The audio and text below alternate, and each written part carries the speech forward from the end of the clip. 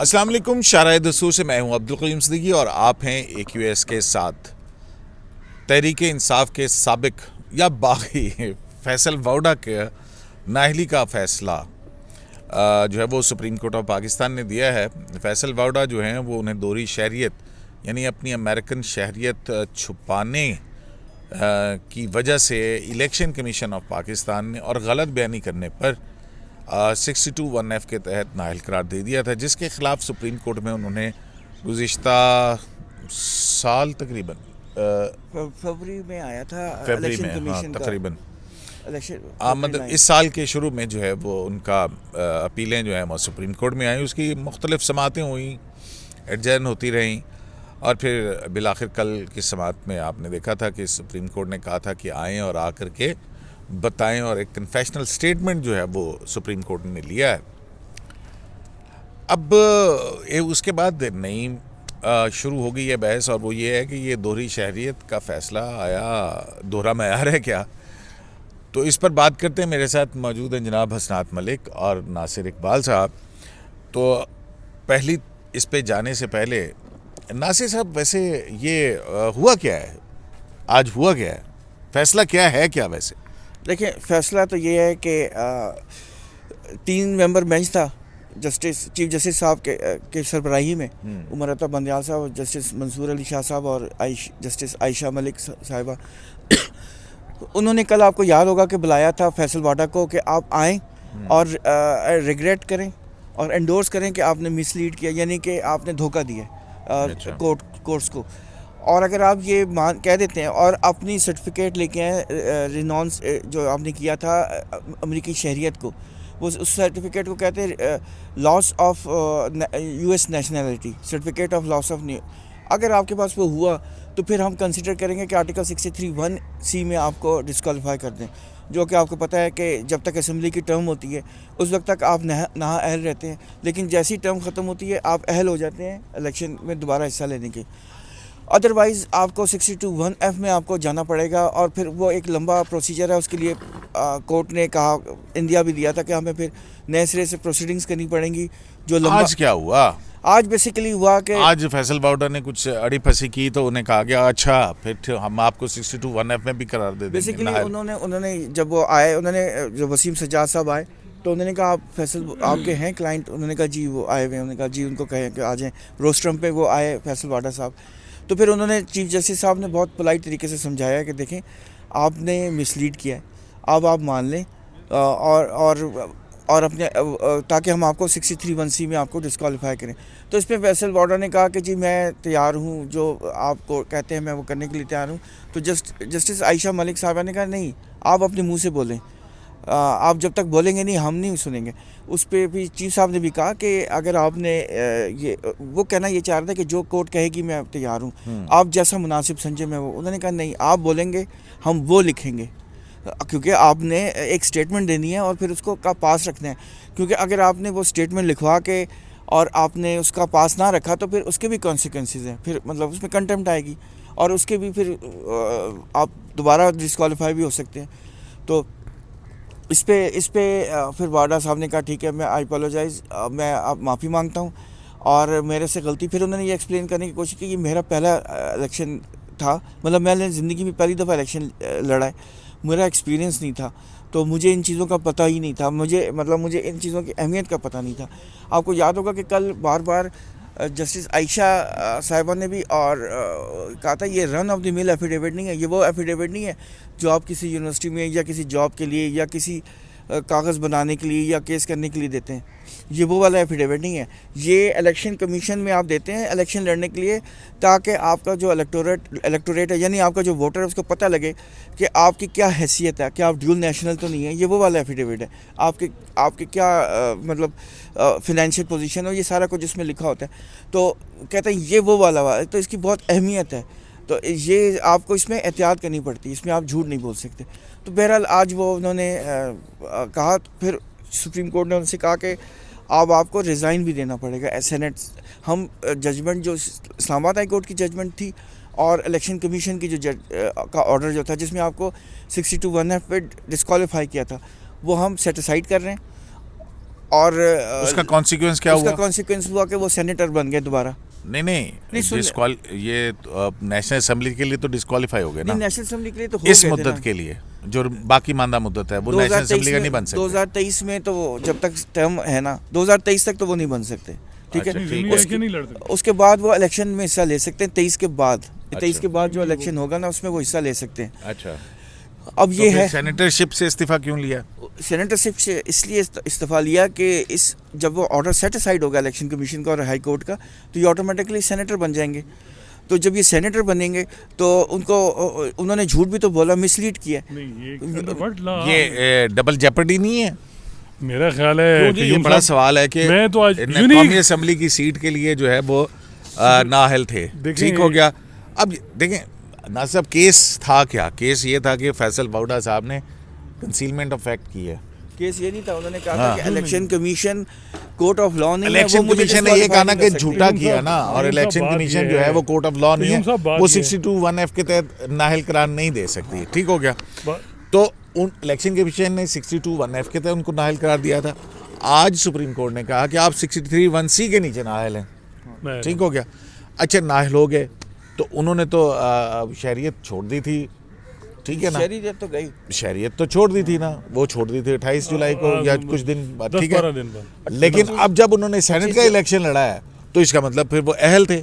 तो जब उन्होंने इलेक्शन का सेल जीत लिया है तो उससे सुप्रीम कोर्ट इस्तीफा कैसे मांग सकते? मैं वही कह रहा हूँ कि सुप्रीम कोर्ट के जजेस मेरा नहीं, लेकिन अंडर व्हाट लॉ मिसलीड किया है भाई, कोर्ट को आप मिसलीड नहीं कर सकते। तो आप अब तो सजा देते ना। एफिडेविट आपने गलत दिया है ना। नहीं, एफिडेविट गलत पे आप 62(1)(f) हबीब अकरम की जजमेंट को कहाँ लेके जाएंगे? 5 रुकनी जजमेंट जो जजेस की जजमेंट है। देखिए, मेरा ख्याल है कि यहाँ ना हर जज यहाँ मेरा हाल है आज बहुत से वकला कह रहे हैं आज फिर जरगा जुरिस्डिक्शन इस्तेमाल हुई है। मैं सॉरी टू से जैसे सैयद मंसूर अली शाह कहते हैं जी जुडिशल ओवर रीच और जी ये बादशाहत नहीं होनी चाहिए, जजेस भी कानून के ताबे हैं। लेकिन आज की जजमेंट कोई कानून के ताबे नहीं थी, ये एक मंशा थी जजेस की कि जी इसने हमें 3 साल अव्वल तो पहले उन जजेस से पूछें जो इस्लामाबाद हाई कोर्ट में इतने लंबे उन्होंने फैसला क्यों नहीं किया। इसमें फैसल वाडा का कसूर नहीं है। हर आदमी जिसका केस कमज़ोर होता है वो 5-5 साल, यहाँ तो आपको पता है फैसले नहीं आते, चैम्बर से निकलते। बहुत से जजेस हैं जो यहाँ सुप्रीम कोर्ट में एलिवेट हो गए, उनकी फाइलें पड़ी रही 100 जो है वो उनकी केसों की। तो मैं आपको बताऊं कि यूम साहब इसमें ना सबसे पहले कि हबीब अकरम का जजमेंट साकिब निसार साहब से पहले पूछें कि अंडर व्हाट लॉ आप नॉमिनेशन पेपर बना रहे हैं। सुप्रीम कोर्ट की जजमेंट की बुनियाद पे कैसे नॉमिनेशन पेपर? चलो, इसका मतलब है कि सुप्रीम कोर्ट ने ही वो नहीं मानी। नहीं, मैं कह रहा हूँ कि वो जजमेंट तो 3 जजेस 5 जजेस का फैसला कैसे कर सकते हैं? वो फैसला नहीं, जज जो है वो सुप्रीम कोर्ट के फैसले का पाबंद तो नहीं होता। आर्टिकल क्या है, 89 क्या है? देखें, ये नहीं है कि यूम साहब जो लार्जर बेंच के फैसले हैं वो जो छोटे बेंचेस हैं वो उसको फॉलो करते हैं, या फिर ये है कि वो बराबर के जजेस वो लार्जर बेंच के लिए रिकमेंड करते हैं। इस तरह बड़ा बेंच होना चाहिए था। फिर बात हबीब अकरम जजमेंट को आप ओवरलुक कर रहे हैं, ये फिर इसका मतलब है जहाँ चाहे आप वहाँ वही फिट कर देते हैं, किसी को दबाना हो। अब इधर फैसल वाडा ने ठीक खिदमात हासिल नहीं की, तो वो फौजी अदालतों वाले जिसके अंदर ये अभी पंजाब गवर्नमेंट का जो कज़िया चला था जिसमें 9 जजेस ने कहा था कि पार्टी हेड, ठीक है, इन्होंने कहा नहीं डिविएट कर सकता हूँ। अब हम ज़्यादा आज मैं हैरान हूँ कि इसकी रीजनिंग भी नहीं है। सुना है कि 2-3 पेजेस का ही 2-3 पैराग्राफ का हम उम्मीद करते हैं कि इसमें रीज़न लॉजिक भी होंगी कि किस रीज़न और लॉजिक के ज़रिए ये जुरिस्प्रूडेंस सवाल हुई। ये बड़े सवाल हैं संगीन 3 मोअज़्ज़ज़ जजेस पे कि जी पहले हबीब अकरम का एक जजमेंट, मैं तो उससे वैसे समझता हूँ कि वो गलत जजमेंट था, लेकिन उसको ओवरलुक नहीं कर सकते। उसको कैसे ओवरलुक किया?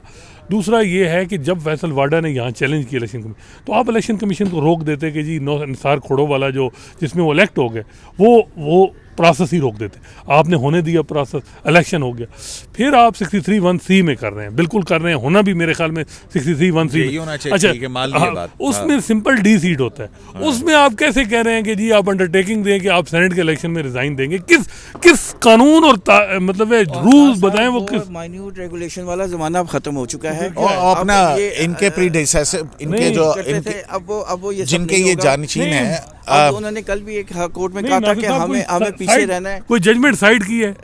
ये अब जजमेंट आएगी तो नहीं तो लिखा होगा ना, नहीं, उसमें अब आएगा। उन्होंने कह दिया कि हमारा काम जरगा जुरिस्डिक्शन, हमारा काम नहीं है पार्लियामेंटेरियंस को एम्बैरेस करना। पार्लियामेंटेरियंस एम्बैरेसमेंट नहीं है कि सेनेट से आप कह रहे हैं कि रिजाइन करो। एक सेनेटर पीटीआई की एक सीट उस वक्त वो जीते थे। आपने झूठ बोला है।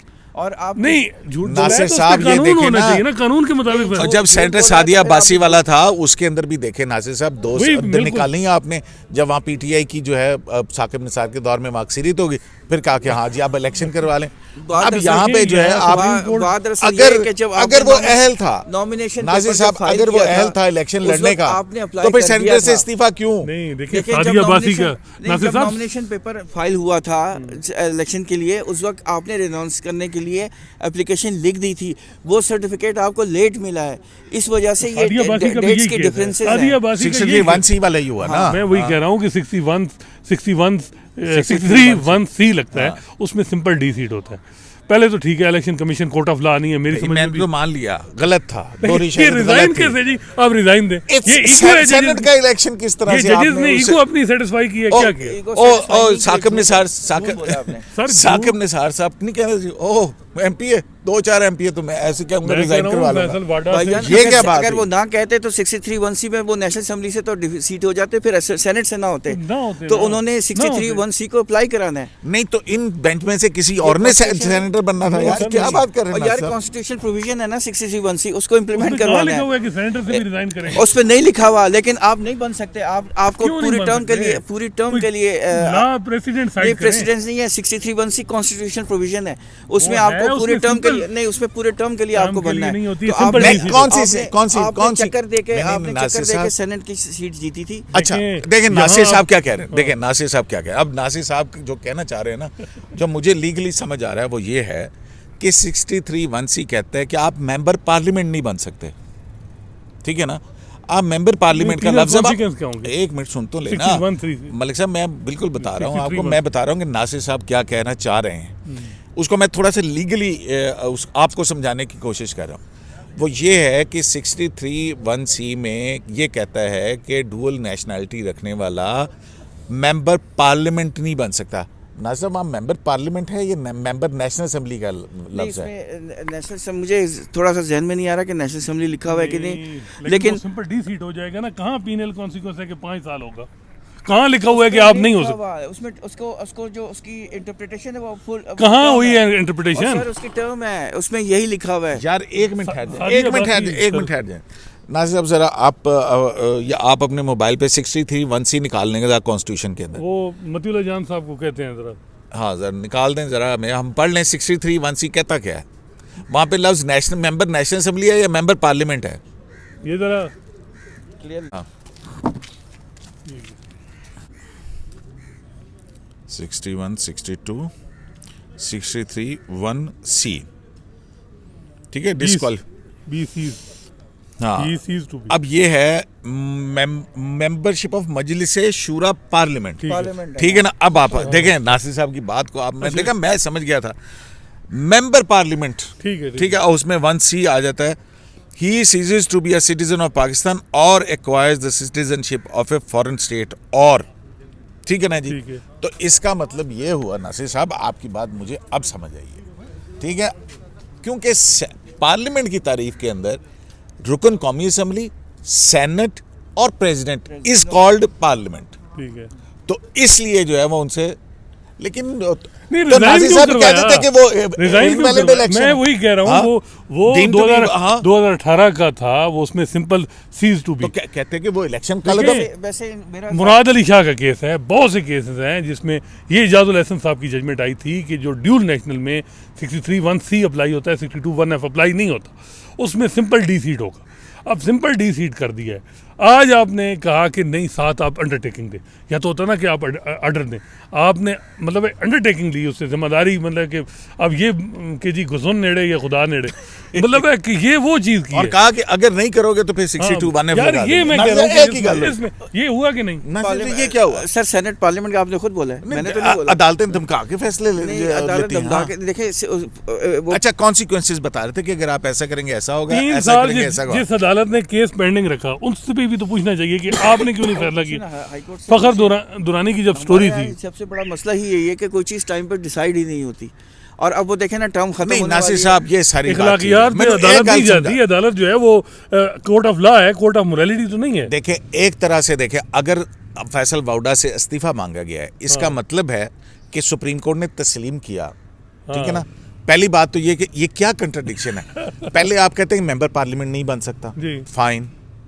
फिर आप कहते हैं कि आप इस्तीफा दें, यानी हम तस्लीम करते हैं आप मेंबर पार्लियामेंट बन सकते हैं, आप इस्तीफा दे दें। हाँ, यार ये क्या है? ये वो इसलिए है कि समझ आपको आपने खुद उसका जवाब दिया, वे फिर खुद ही सवाल कर रहे हैं कि सेनेट भी तो पार्लियामेंट का हिस्सा है ना, तो पार्लियामेंटेरियन नहीं बन सकते। सर, ये उसकी भी उसकी क्या वजीफे नहीं इम्प्लीमेंटेशन देते तो हम 62(1)(f अप्लाई कर दें। उसकी इम्प्लीमेंटेशन करेंगे। ये क्या जरा पूछे ना। और फिर ये क्या कि ये कहना कि अगर नहीं करोगे तो 62(1)(f इसलिए लगा कि देंगे। झूठ बोला आपने। हम कोर्ट ऑफ लॉ बन जाएंगे, हम भी ये डिसाइड कर सकते हैं। आपका ड्यू प्रोसेस नहीं हुआ 62(1)(f हम कोर्ट ऑफ ये लॉ बन कानून जाएंगे। किताबें हैं, मोरालिटीज क्या है इनकी? मोरालिटी नहीं भाई, कह तो रहे हैं कि कोर्ट ऑफ लॉ हम बन जाएंगे। कोर्ट ने ये कहा है। जुरिस्डिक्शन है ना। हाँ, 61 में कोर्ट ऑफ लॉ लिखा है, ये नहीं लिखा कि सुप्रीम कोर्ट होना चाहिए या ट्रायल कोर्ट होना चाहिए। ठीक है, तो नहीं तो कल तो कह रहे थे कि ड्यू प्रोसेस होना नहीं, चाहिए। उन्होंने ये भी कहा बिल्कुल होना चाहिए, और साथ ये भी हाँ, कहा था ट्रायल कि आप हमें जो है ना वो हमारे ऊपर नहीं चलता, ये हम सुप्रीम कोर्ट हैं, हम कोर्ट ऑफ लॉ बन सकते हैं। हाँ। अब हमारे भी कोई प्रोसीजर्स हैं। यहाँ एडमिटेड फैक्ट हो तो हम जी को वारंटों में ये जस्टिस फारिग मंसूर अली शाह कर। वैसे ये साहब सारी का चीज़ें, कहा ये था। सारे इनामात जो थे इफ्तिखार चौधरी साहब के थे, मैं अब क्या कहूँ, उन्होंने मैंने ये आपको शुरू बताया ना की कि थी। वो जमाना खत्म हो गया, अब वो वाला लेकिन जमाना आज अब- जमाना- अब नया आज जमाना मेरा आ गया है। आज लोग कह रहे थे कि नहीं, इफ्तिखार सुने। चौधरी साहब तो कोई ढंग से करते थे चीज़ें, यहाँ जो है कि जी अगर नहीं तो फिर हम 62(1)(f अप्लाई करते हैं। ये कौन सी, मुझे ये बता दें। 62(1)(f बिल्कुल लगता है। मैं तो बिल्कुल अभी नहीं लगाया क्यों नहीं? मैं तो अभी भी एम्फेसिस वो लगना चाहिए। कन्विंस हूँ कि इलेक्शन कमीशन का डिसीजन ठीक है, क्योंकि नहीं, वो इस वजह से ठीक आपने है। ना सिर्फ अपने वो इलेक्टोरेट कहीं को धोखा दिया था, आपने अपने हाई कोर्ट को भी धोखा दिया था, तो ये बनता है। ये तो तो वो सुप्रीम वो कोर्ट ठीक- ने इतनी मोहब्बत क्यों दिखाई फैसल वाउडा के साथ? ये उनकी मर्जी है, नहीं, आप नहीं। उनसे पूछ ले जाके। ये बात में मैं एग्री हूँ कि वो इस वजह से ठीक है कि उन्होंने हबीब अकरम के फैसले को फॉलो किया। बेशक मैं भी नहीं मानता कि साकिब निसार साहब यहाँ चुदराहट जो दिखा रहे थे उस वक्त लाइक माइंडेड जजेस को बिठा के जी, कि आपको याद है कि इन्होंने खुद जो है वो बनाया था नॉमिनेशन पेपर पे एफिडेविट कि जी ये एफिडेविट जो है हर कैंडिडेट देगा। अच्छा, ये चीज़ें क्या जजेस किस भाई पार्लियामेंटेरियन ने अगर कोई चीज़ें ओमिट की हैं इलेक्शन एक्ट में, तो आप कैसे सुप्रीम कोर्ट की जजमेंट से वो डाले रहे जा रहे हैं? इस तरह तो फिर आपके कोड ऑफ कंडक्ट में बहुत सी चीज़ें डालनी चाहिए जो साकिब निसार साहब करते रहे। अब ये चीज़ लेकिन हबीब अकरम को फॉलो किया इलेक्शन कमीशन। यहाँ होना ये चाहिए था कि हबीब अकरम की जजमेंट को सेटिसाइड करना चाहिए था और साकिब निसार साहब पे क्वेश्चन करना चाहिए था कि आपने कोई रीज़न लॉजिक नहीं दी थी और आपने की, और उसके बाद 63(1)(c अप्लाई करना चाहिए था। ये बात मैं नासिर साहब से हूँ कि इलेक्शन कमीशन ने बिल्कुल ठीक किया कि हबीब अकरम के फैसले को फॉलो किया। उन्होंने तो किया, लेकिन 3 जजेस ने 5 जजेस का फैसला फॉलो नहीं किया। आज पूछें ज़रा। नहीं तो ठीक ही है ना। ठीक ही है, क्योंकि चलें, वो बहुत शुक्रिया नासिर वो साहब आपका। वो आपके लिए मुस्तकिल एक एम्बेरसमेंट है।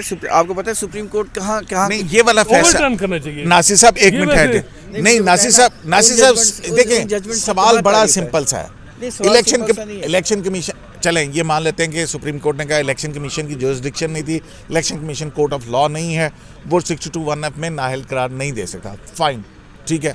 अच्छा, उसके बाद अगली चीज़ है, ज़ाहिर है सुप्रीम कोर्ट है तो वो देखेगी कि कहीं और गलती होगी। उन्होंने कहा 63(1)(f के तहत आपने छुपाया, आप उसके तहत डी-सीट होंगे, बिल्कुल ठीक बात है, 1C, ठीक है ना। 1C। तो फिर मेंबर पार्लियामेंट नहीं बन सकते, ठीक है, तो फिर वो सेनेटर बन गए जो कि पार्लियामेंट का हिस्सा है, यानी झूठ बना। एक मिनट नासिर साहब, देके। एक मिनट है जो ना, चक्कर दे के आप बन गए, सेनेट में आ गए, ठीक है, 3 साल आपका केस पड़ा रहा, छोड़ें उस बात को, आप आ गए यहाँ पे, आप सेनेटर मुंतखब हो गए, तो फिर होना तो यही चाहिए था कि आप उस वक्त भी इनएलिजिबल थे, आप रेजिग्नेशन कैसे मांग सकते हैं, ये मेरा सवाल। देखें, जब सेट असाइड कर दिया इस्लामाबाद हाई कोर्ट का और इलेक्शन कमीशन का, तो उसका नेचुरल कोरली क्या है आप मुझे बताएं ना। वो सेनेटर बन गए ना, फिर वो रिवाइव हो गया उनकी नासिर पोजीशन। साहब वो तो देखें ना, बात ये है, जब सेट असाइड है तो फिर वो बन देखिए गए। बात ये है नासिर साहब उस मुद्दत के लिए एक और नाअहल चीज है ना, एक और चीज मेंबर मजलिस शूरा यानी पार्लियामेंट, यूम साहब parliament mean president, nomination paper senate और national assembly. Nomination paper file हुआ था नेशनल असेंबली के इलेक्शन के लिए, ठीक है, हाँ। लेकिन झूठ के बेसिस पे उन्होंने सेनेट का भी इलेक्शन जीत लिया, ठीक है, सेनेटर बन गए। अच्छा, कल को ये हुआ करेगा जब इस तरह का कोई आया करेगा, अदालत कहेगी यार तूने झूठ बोला, इस्तीफा दे दे।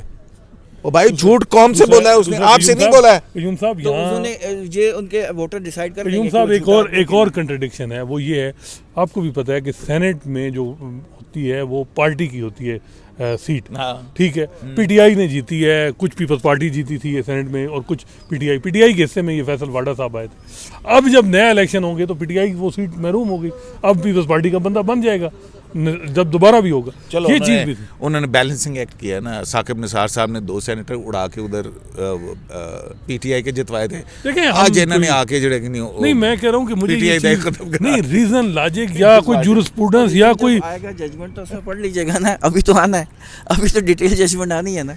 नहीं नासिर साहब ये वैसे उम्मीद थी। ये लीगल सवाल है, देखें ये लीगल क्वेश्चंस हैं। आपको बात कुछ नहीं, वो मैं जो समझाने की कोशिश करूँ वो आपको आप पे कर चुके हैं आप, लेकिन जानबूझ के आप अड़ी कर रहे हैं। तो नासिर साहब देखें मेरी बात ये सुनो, undertaking इन्होंने के कहा, लिए एक मिनट ठहर जा, माफी। देखो केस ये था कि जिस दिन नेशनल असेंबली का इलेक्शन लड़ा he was not eligible to contest the election, that's why he is gone for seat, ठीक है। भूल जाए इलेक्शन कमीशन के फैसले को, ठीक हो गया। अच्छा, तो फिर उसके बाद उन्होंने तो शरीयत छोड़ दी थी, ठीक है ना। जब सेनेट का इलेक्शन लड़ा तो उस वक्त उनके पास डुअल नेशनैलिटी नहीं थी, तो इसका मतलब सेनेट के अंदर वो वैलिडली इलेक्ट वही थे। मैं कह रहा लेकिन हूँ। झूठ बोला ना, ओहो, नॉमिनेशन में तो उन्होंने सर झूठ बोला। अब नहीं झूठ बोला ना। ओहो, पहले झूठ बोल लिया ना। तो उसके किस तरीके से आप रिजाइन कैसे करवाएं? हाई कोर्ट में उस पे कंटेस्ट भी नहीं, किया, अंडर व्हाट लॉ आप कह रहे हैं? आपने कंटेस्ट भी किया, आपने इलेक्शन कमीशन में भी कंटेस्ट किया, इस्तीफा आपने कैसे मांग सकते हैं? Under what law? आपने झूठ बोला, इसलिए मिसस्टेट किया। उसकी कहाँ कोई साइड करें, कोई जजमेंट साइड करें? यही है।